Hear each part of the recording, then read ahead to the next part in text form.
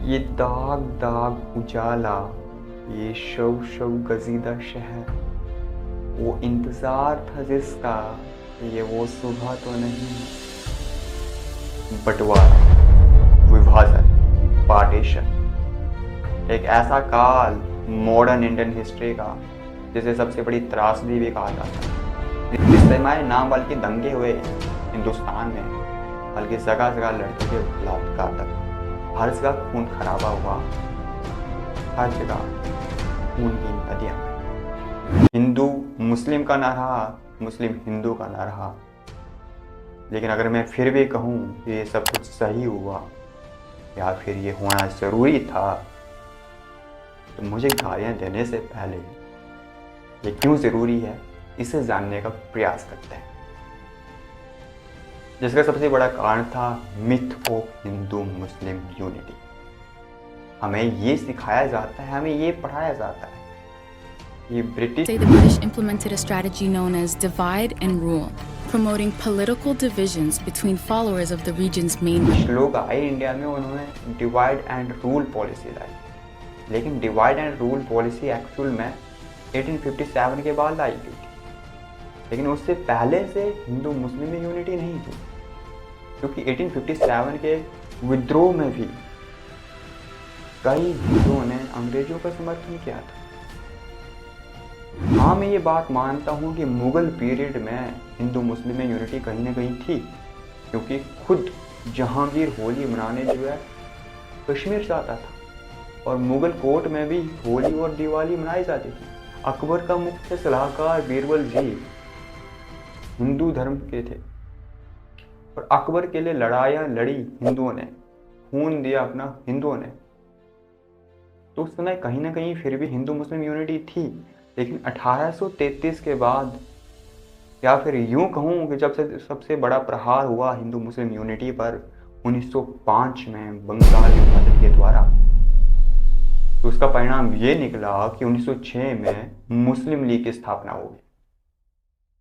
और उसके बाद अंग्रेजों ने भी उनको जो है एक ऑफर दिया, एक गिफ्ट दिया मुस्लिम लीग स्थापना का, और वो था मार्ले मिंटो रिफॉर्म 1909, जिसके अंतर्गत उनको सेपरेट इलेक्शन दिए गए। अब उनको दिए तो वो कहीं ना कहीं अलग हो गए हिंदुओं से, वो अपने आप को अलग महसूस करने लगे, और हिंदू भी अपने आप को अलग महसूस करने लगे। हिंदू का जो एक संप्रदाय था वो डर जाते हैं, वो खौफ में आ जाता है कि हमारा अस्तित्व खत्म ना हो जाए। इसलिए उन्होंने भी एक संस्था की स्थापना की, जिसे राष्ट्रीय स्वयं सेवक संघ या RSS के नाम से जाना जाता है, जिसकी स्थापना 1925 में की गई। अब क्या हुआ कि दो संप्रदाय आ गए, हिंदू और मुस्लिम। दोनों अपनी जगह ये सोच रहे थे कि हम खतरे में हैं। हिंदू सोच रहा था हम खतरे में थे, ये उनका डर था, और मुस्लिम सोच रहे थे हम खतरे में हैं, ये उनका डर था। और यही डर बाद में दंगों के रूप में बाहर निकला। और सबसे पहले दंगों की शुरुआत हो गई थी 1930 में, लेकिन उस समय उतने चरम पर वो दंगे नहीं थे जितने वो 1930 के बाद, या फिर यूँ कहूँ कि 1940, 1946, 47 में हुआ। उस समय तो ऐसी स्थिति आ गई, इतनी भयानक स्थिति आ गई कि हर जगह दंगे होने लगे, हर जगह खून खराबा होने लगा, हर जगह खून की नदियाँ बहने लगी, हर जगह बलात्कार होने लगे। हिंदू ये नहीं कह सकता था कि मैं हिंदू हूँ, और मुस्लिम ये नहीं कह सकता था मैं मुस्लिम हूँ, क्योंकि उस समय उसका सर कलम हो सकता था, और इसलिए विभाजन जरूरी है। और दूसरा कांड भी इसी से निकलता है, और वो है कि इंडिया का सिविल वॉर में चला जाना। अगर शायद विभाजन नहीं होता तो हमारा इंडिया, हमारा भारत सिविल वॉर में चला जाता, और अगर ये सिविल वॉर में चला जाता तो जगह जगह लड़ाइयाँ होती, दंगे होते, और ऐसा ही चलता रहता कई सालों तक। और जहाँ पर आज हमारा देश है वहाँ पर आज हमारा देश नहीं होता। आज हमारे पास जो फंक्शनल डेमोक्रेसी है वो हमारे पास नहीं होती,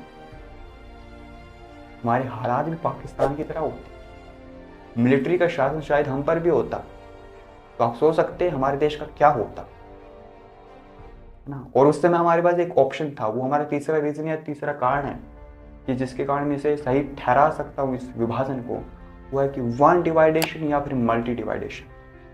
या तो एक विभाजन करो या फिर बहुत सारे विभाजन आपके होंगे, यानी अगर हम एक विभाजन पाकिस्तान के साथ नहीं करते तो हमारे कई सारे विभाजन हो सकते थे, क्योंकि कई सारी स्टेट्स विभाजन चाहती थी, चाहे वो ईस्ट इंडिया हो गया, चाहे वो फिर पंजाब हो गया, चाहे वो फिर जम्मू कश्मीर हो गया, चाहे हैदराबाद हो गया।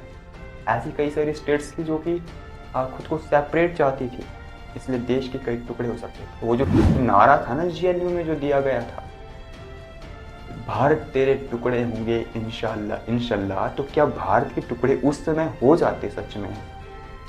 क्या भारत आज भारत होता? बिल्कुल नहीं होता। भारत की दशा भी पाकिस्तान की तरह। इसलिए कहीं ना कहीं ये सही है कि डिवाइडेशन हुई, और इस पूरी हिस्ट्री में, पार्टीशन की हिस्ट्री में अगर एक इंसान का नाम मैं नहीं लूँ तो पार्टीशन की जो हिस्ट्री है वो अपने आप में अधूरी होगी। और वो नाम है मोहम्मद अली जिन्ना। तो सबसे पहले तो शुरुआत में तो वो हिंदू मुस्लिम यूनिटी के ब्रांड एम्बेसडर थे, लेकिन बाद में जब उनको समझ आ जाता है 1920 के बाद कि अगर देश आज़ाद भी हो गया तो हमें ना तो सत्ता मिलेगी दोस्त, और ना ही हमारे मुसलमानों को कुछ फ़ायदा मिलेगा। तो मुसलमान का वो नेता होने के कारण सबसे बड़े प्रवक्ता, सबसे बड़े स्पीकर, सबसे बड़े लीडर थे मुसलमान के। मुसलमान उनकी ही बात सुनते थे, कांग्रेस की नहीं उस समय पे। इसलिए उन्होंने टू नेशन की थ्योरी लाई कि हमें तो भाई अलग राष्ट्र चाहिए ही चाहिए, आप जैसे दो इस तरह से दो। उन्होंने इस बात की जो है जिद पकड़ ली, और जिन्ना की जिद का ही नतीजा था कि पाकिस्तान एक राष्ट्र हमारे सामने आया। वो कहते हैं ना, या फिर हमने इतिहास से सीखा है, इतिहास में पढ़ा है कि जिद्दी इंसान ही इतिहास रचता है, और जिन्ना ने इतिहास रच दिया और हम पढ़ रहे हैं। So that's it for today. और in my point of view, जो डिवाइडेशन हुई थी वो कहीं ना कहीं सही हुई थी, क्योंकि अगर नहीं होती तो शायद सिविल वॉर में इंडिया चला जाता, इंडिया के हालात भी पाकिस्तान की तरह होते, और आज जहां इंडिया है, आज इंडिया वर्ल्ड की 5वीं सबसे बड़ी इकोनॉमी है। कहीं ना कहीं इंडिया आज उन्नति कर रहा है, विकास कर रहा है। तो शायद आज इंडिया इतना विकास नहीं कर पाता, इंडिया के हालात भी पाकिस्तान की तरह होते अगर इंडिया की डिवाइडेशन नहीं होती। So that's it for today, and this is Umesh Kumar, and Jai Shri Ram to all of you.